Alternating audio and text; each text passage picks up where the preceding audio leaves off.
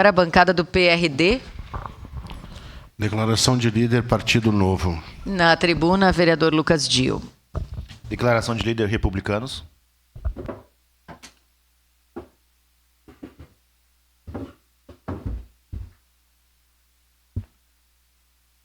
Obrigado, presidente, nobres colegas, vereadores. Imediatamente também gostaria de me solidarizar à vereadora Gladys, dizer que nós somos completamente contrários a qualquer tipo de violência, não somente contra a mulher, mas contra qualquer pessoa, e principalmente aquelas pessoas públicas, né, que estão colocando seu nome à disposição.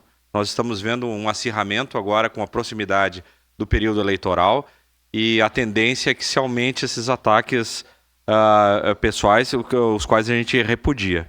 A crítica ela deve ser quanto às ideias, quanto ao planejamento, não contra as pessoas. E dizer que o nosso partido, o PRD, é um partido que respeita o idoso. Inclusive, nós vamos ter uma candidata, a senhora Corina Melete, que tem mais de 80 anos e tem uma grande experiência de vida e pode muito contribuir com a nossa cidade, assim como todos os idosos que têm mais experiência e podem, né, com certeza contribuir para a nossa sociedade. Nosso abraço a todos os idosos e todas as pessoas que têm essa experiência de vida aí. Mas gostaria, presidente, de reverberar a fala do presidente estadual da Ordem dos Advogados do Brasil, que ontem palestrou na Câmara de Indústria e Comércio, e nós estivemos lá ouvindo atentamente a fala do Lamáquia, onde ele comenta sobre a ação civil originária 2059, que fala sobre a extinção da dívida do estado do Rio Grande do Sul. Nós, recentemente aqui na casa, votamos favoráveis a uma moção de apoio a esta ação, porque depois, né, das grandes enchentes, aí, das fortes chuvas, nós vimos o impacto que isso causou, né, não só na geografia do estado, mas na economia do nosso estado, que já estava abalada por outras enchentes também, entre outras situações. Mas dizer que esta ação que foi protocolada pela Ordem dos Advogados do Brasil, ela foi protocolada no ano de 2012. E desde então, ela vem questionando a questão dos juros, a questão, vamos dizer assim, da cobrança elevada desta dívida. Vejam que essa dívida foi contraída no ano de 1998 e ela girava em torno de 9 bilhões de reais. Passados 26 anos, o estado do Rio Grande do Sul pagou 46 bilhões. E agora, 2024, nós estamos devendo 95 bilhões de reais. Ou seja, é uma dívida impagável. Uma dívida que não dá para se pagar. Nós vamos demorar mais 20 anos para pagar os 95 bilhões, vão estar devendo 200.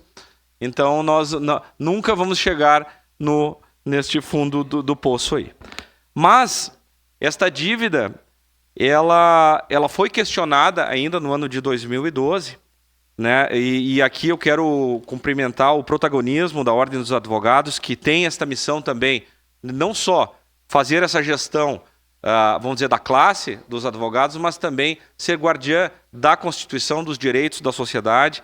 E na época, o irmão deste presidente, o Cláudio Lamáquia, impetrou com esta ação para questionar esta dívida, assim como nós fazemos na sociedade com as dívidas de pessoas físicas numa eventual revisional de juros, né? Mas essa questão, ela impacta toda a economia do nosso estado.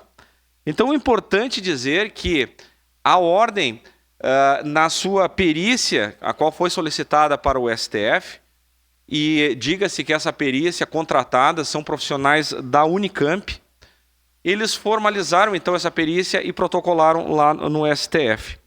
Dizer que tem dois cenários possíveis e o presidente Lamacchia levanta muito bem esse cenário. Destes atual 95 bilhões de reais, o pior cenário dentro da ação, se a ação for procedente, é reduzida essa dívida de 95 bi para 15 bilhões. No pior cenário, né, vamos dizer assim, levantado por esta perícia. Mas também existe um outro cenário levantado se a ação for totalmente procedente, com todas as questões levantadas, da questão do anatocismo, do juros sobre juros, desta dívida que vem rolando, uma dívida impagável. O melhor cenário levantado é que passamos de devedores para credores, e ainda com crédito de 5 bilhões de reais desta dívida. Porque vejam, inclusive conseguindo o apoio da sociedade, né? Um debate que está sendo agora, claro, ele já vem de 2012, mas desde então vem conquistando espaço na sociedade e agora questionando e recebendo apoio de entidades. Ontem mesmo, a Câmara de Indústria e Comércio de Caxias do Sul, os empresários reunidos, resolvem se declarar favoráveis a essa ação. Então, no direito a gente chama de amicus curiae, aquele que ingressa também na ação como um apoiador a esta causa. E assim vem recebendo este apoio.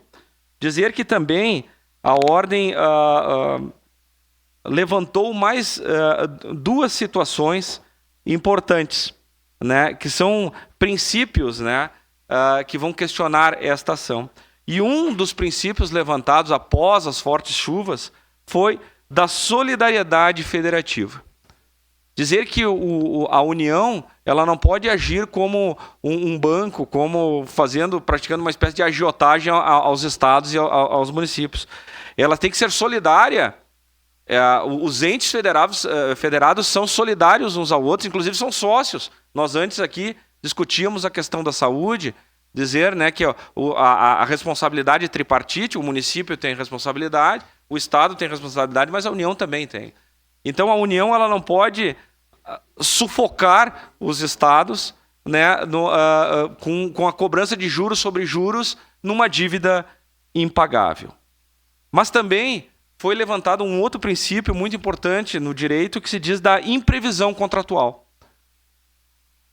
E isto quer dizer o quê? Que no momento da contração desta dívida, quando esta dívida foi feita lá em 1998, não haviam os fatos que nós estamos passando hoje, que inviabiliza e obstaculiza o pagamento desta dívida. A imprevisão contratual, ou seja, a questão das fortes chuvas, das enchentes, que acabaram por vamos dizer, deixar o Estado de uma forma muito vulnerável, impossibilitando ainda mais o pagamento desta dívida. Então, trouxe notícias alvissareiras, né, dizer que esta tese, ela, vamos dizer assim, foi vista com muito bons olhos pelo ministro Luiz Fux, que inclusive já tem agendada uma audiência com a Ordem dos Advogados, enfim, para discutir essa ação no dia 13 de agosto. Então já poderíamos ter aí um posicionamento do Supremo quanto a esta ação, porque um dos questionamentos, inclusive feitos, é se este processo já está maduro para o julgamento, vamos dizer, de todos os ministros, se ainda precisam ser apresentadas mais provas ou mais perícias, porque o próprio STF e o Ministério Público, enfim, está solicitando esta perícia, porque já está cabalmente aqui comprovado o juro sobre juro de uma dívida impagável. Então, nós né, enaltecemos aí esse protagonismo da Ordem e vamos com bons olhos essa questão, justamente para visar, vamos dizer assim, a anistia desta dívida. E isto não seria abrir precedentes, isso foi um dos questionamentos levantados, mas se perdoar a dívida do Rio Grande do Sul, vai ter que perdoar a dívida do Rio de Janeiro, perdoar a dívida de São Paulo, do Estado de São Paulo. e foi levantado que esta dívida já havia sido questionado muito antes e dizer que o Rio Grande do Sul não tem todas as benesses que esses outros estados têm, assim como royalty em petróleo, enfim, outros benefícios fiscais que nós aqui no Rio Grande do Sul não temos.